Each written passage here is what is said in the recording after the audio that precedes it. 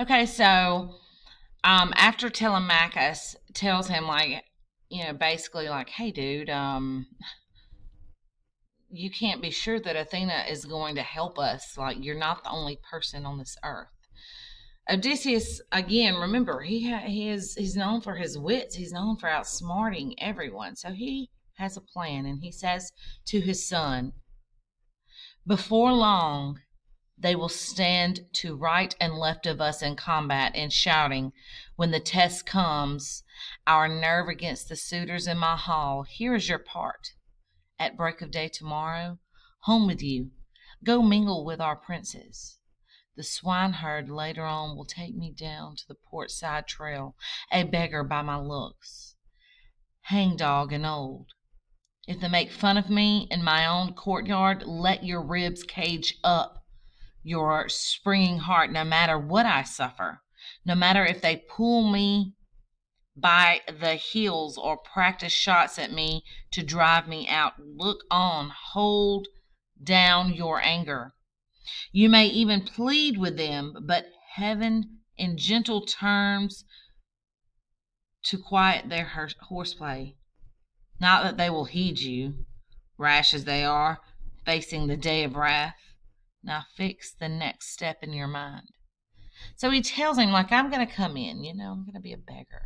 I'm going to come in and they're going to make fun of me. But why does he say, why do you think he does not want Telemachus to look like he's mad about them making fun of this old beggar? Well, they're going to probably be a little suspicious, right? If Telemachus is like, hey, don't mess with him.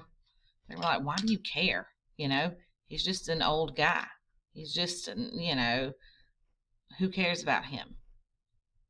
And so he says, keep calm. Don't let them see you get angry. He says, Athena counseling me will give me word, and I shall signal you. Nodding at that point, round up all armor, lances, gear of war left out in our hall, and stow the lot away back in the vaulted storeroom. When the suitors miss those arms and question you, be soft in what you say. Answer, I thought I'd moved them out of the smoke. They seem no longer those bright arms Odysseus left years ago when he went off to Troy. Here, where the fire's hot breath came, they had grown black and drear. One better reason, too, I had from Zeus. Suppose a brawl starts up when you are drunk. You might be crazed and bloody one another, and that would stain your feast, your courtship. Tempered iron can magnetize a man.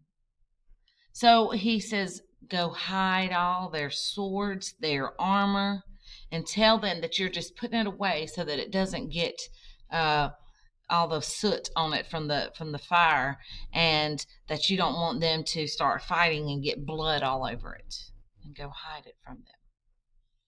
Tell them you're just putting it up for safekeeping. Say that, but put aside 2 broadswords and 2 spears for our own use, 2 ox-hide shields nearby. When we go into action, Pallas, Athena, and Zeus, all prevalent, will see you through, bemusing our young friends, or confusing, bewildering. Now, one thing more. If son of mine you are and blood of mine, let no one hear Odysseus is about, neither Laertes, nor the swineherd here, nor any slave, nor even Penelope. Don't tell anyone I'm here, is what he's telling his son. Not even my dad, not my wife. No one can know I'm here. But you and I alone must learn how far the women are corrupted. We should know how to locate good men among our hands. The loyal and respectful, and the shirkers who take you lightly as alone and young. So this is the last part of he and Telemachus's, the homecoming there. We're not going to read Argus, but I will kind of give you a brief idea of what's going on here. It won't be on the test, but Argus is basically Odysseus's dog. He was a puppy when Odysseus was, was a baby, and, uh, he just, was left, and so as Eumaeus is walking him to the palace, Odysseus sees the dog, and the dog, even though Odysseus is disguised as a beggar, Argus recognizes his owner that he has not seen in 20 years. And we know that 20 years times 7 dog years, I mean, this dog in all reality should have been dead, but somehow, and now he's left, and they say somewhere in here that he's left in the pile of dung, from the cows and the swine, and all right, here we go. Here in the dung pile. He would have been a fine dog from the look of him, though I can't say as his power and speed when he was young.